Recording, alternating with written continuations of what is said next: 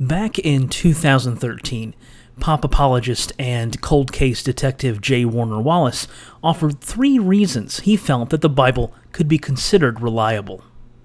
Another question that came in, what would you say are the top 3 reasons the Bible is reliable? And as a guy who was really trying to answer that question for himself, not quite sure if this was even true, to me it really came down to I needed to know if the accounts in the Scriptures were reliable. Could I trust what the Bible said? And primarily I'm talking about, as a Christian, can I trust what the Bible says about Jesus? That's really what it comes down to. And so Wallace is invested in the reliability of the Bible because, as he admits, if it isn't reliable on what it says about Jesus, then it undercuts his belief. For the inerrancy crowd, this is gospel, pun intended, truth. So, how does Wallace go about determining whether the accounts of Jesus are reliable? So I took a similar approach that you would take with anybody when you're examining eyewitness reliability. Say what? Those of you familiar with Wallace's body of work know that he thinks the Gospels are an example of eyewitness testimony. Here's what he says in his book, Cold Case Christianity. Wallace describes his pre-Christian views and his examination of the biblical texts while working as a detective. I had interviewed hundreds, if not thousands, of eyewitnesses and suspects. I had become familiar with the nature of eyewitness statements, and I understood how testimony was evaluated in a court of law. Something about the Gospels struck me as more than mythological storytelling. The Gospels actually appeared to be ancient eyewitness accounts. In what follows in the book, Wallace talks about doing a forensic statement analysis on the Gospel of Mark, which led him to the conclusion that the Markan narrative is based upon the eyewitness account of the Apostle Peter. But wouldn't that make Mark's version of events secondhand? In any event, what are the 3 reasons he thinks the Gospel accounts are reliable? There were several reasons, several things I had to know. First of all, were these witnesses writing early enough to have actually been witnesses? Were they even present at the time that Jesus ministered on earth? And that's going to be an important issue. Are the Gospels dated early enough so they could have been written by eyewitnesses? So, the earlier, the better. Makes sense. The second one, of course, is can they be corroborated in some way? Is there some either archaeological evidence or some writing of non-Christians like Josephus, Tacitus, Thallus, people who in the 1st century would have written something, even if all it does is corroborate the loose outline of Jesus' life? That would be at least some evidential corroboration for the claims of the gospel writers. Okay, we need corroboration. The third thing, of course, is how do I know it hasn't changed over time? So I'd want to examine this chain of custody, the heel-to-toe story of Jesus, from John to his students, to their students, to that next student, all the way down. And when I got that snapshot of Jesus taken over the centuries, it would at least tell me if, in fact, the story had changed. And there's actually... So, consistency. And there's actually one more thing. Do I think that these folks had a bias? Because if witnesses have a bias, you can't trust them. And so he sneaked in a 4th. We'll let it go. Beware of bias. Readers of Cold Case Christianity will recognize these 4 reasons from chapters 11 through 14 of the volume. In chapter 11, you'll read the bizarre statement that Wallace, as a skeptic, thought the Gospels dated to the 2nd century CE. Really? In any event, how does Wallace defend his view that the eyewitness accounts found in the Gospels are early?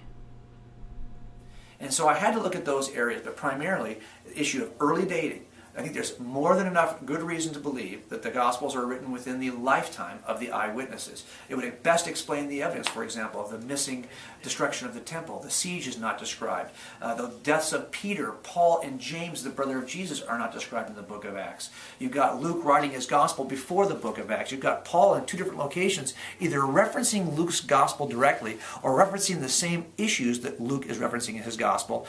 You can follow this back and tighten it in, and you realize that you're now within the lifetime of the eyewitnesses. So are they present? I think they are. It's a good reason to trust them. Wallace thinks that because the gospel writers don't talk about the siege of Jerusalem and the city's fall, or that they don't mention the deaths of Peter, Paul, or James, the brother of Jesus, that this means the texts were written early. Okay. How about corroboration? What do we actually have that corroborates the testimony of these eyewitnesses? Are they corroborated? I do think that the loose outline of Jesus' life is corroborated in the writings of non-Christians, from Josephus to some of the Greek writers at the time. And I think there's enough archaeological evidence also to support and corroborate the claims of Scripture. And then finally the issue... So, Josephus, Greek writers, and archaeology. Got it. What about consistency? Finally, the issue of whether or not it's changed over time. Is it still accurate? When you examine the picture of Jesus taken by the disciples of John, Ignatius and Polycarp, take a look. How do they describe Jesus? How does their student Irenaeus describe Jesus? How does his student Hippolytus describe Jesus? And you keep on going down the chain of custody, you'll realize the Jesus that most skeptics despise, the Jesus that claimed to be God and worked miracles and rose from the dead, is the earliest description of Jesus that's offered by both John and all of his students all the way down through history. So those three areas, were they present? Are they corroborated in some way? And finally, have they changed over time? It gave me great confidence that the eyewitness account as described in the New Testament is in fact reliable. Consistency from John down the line. Interesting. So, on these pillars rests the reliability of the eyewitness statements found in the Gospels. They're early, they've been corroborated, and there's a chain of custody, as it were. But if Wallace's argument is an edifice, then the foundation upon which the pillars themselves are built is the assumption that the Gospels were written by eyewitnesses, or based in eyewitness testimony. Since a building is only as good as its foundation, the presence of cracks should throw into doubt the structure's soundness. Let's consider just 3 cracks, focusing primarily on the Gospel of Matthew.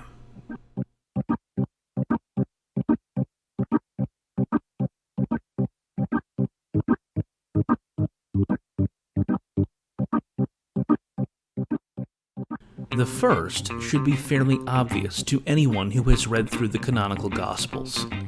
They lack the kind of first-person narration one would expect of an eyewitness account. Take, for example, the Gospel of Matthew, which was purportedly written by the tax collector mentioned in Matthew chapter 9, verse 9. If Matthew wrote this account, why does he narrate it in the third person? Instead of reading that Jesus saw a man called Matthew sitting at the tax booth, why don't we find something like, Jesus saw me sitting at the tax booth? And instead of the words, and he rose and followed him, at the end of the verse, why don't we find, and I got up and followed him?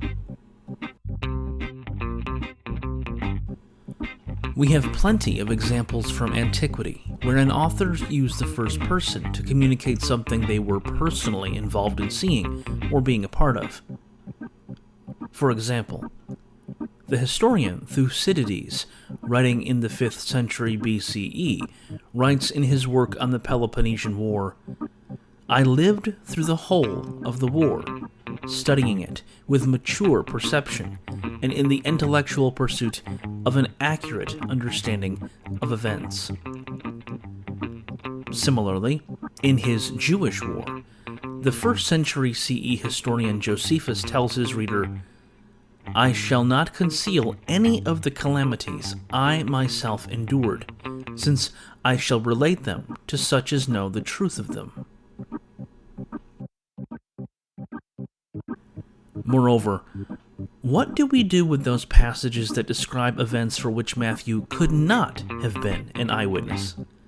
Since in the chronology of the Gospel of Matthew, the tax collector was not present for any of the events prior to chapter 9, how is it he knew the content of the Sermon on the Mount in chapters 5 through 7, or the details of the miracles found in chapter 8?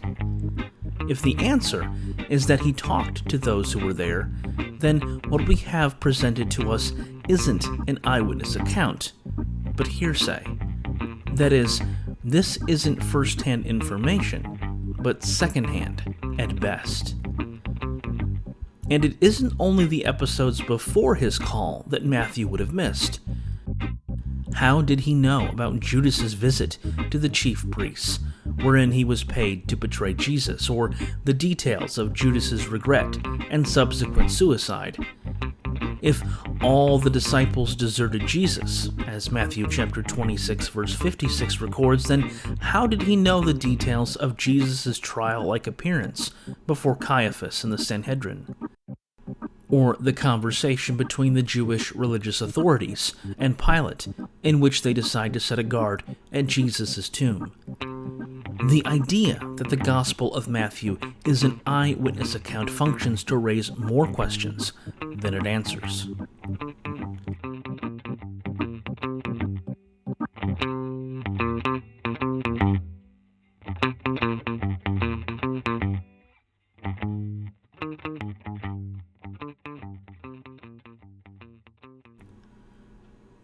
A second crack in the foundation of Wallace's contention is related to the first. The evangelists never named themselves. In an article that appeared in Novum Testamentum in 2008, Armin Baum noted that there was a tendency among Greco-Roman historians to either begin or end their works with their name and location. For example, Herodotus opens his history of the conflicts between Greece and Persia by writing, Herodotus of Halicarnassus here presents his research so that human events do not fade with time. Similarly, Thucydides, who I mentioned a short while ago, opens with the words, Thucydides of Athens wrote the history of the war fought against each other by the Peloponnesians and the Athenians.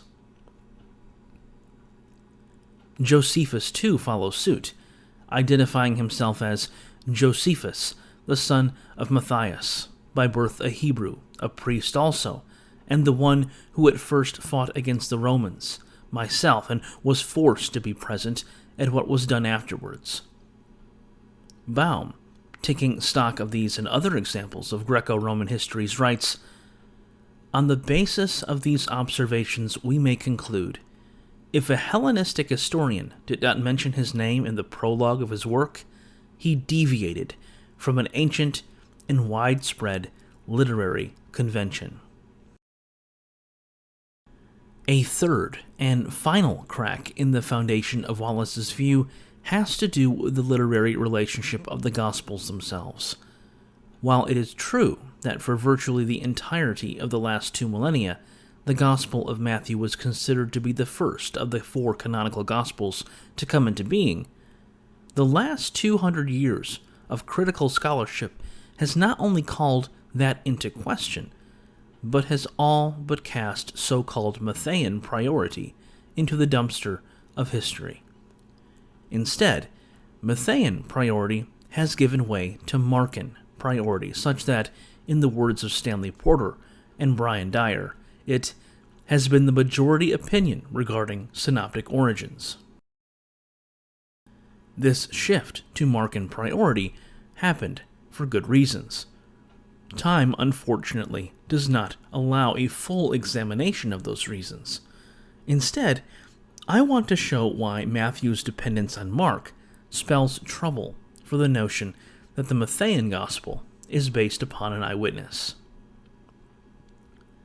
Let's return to the calling of Matthew found in Matthew chapter 9, verse 9.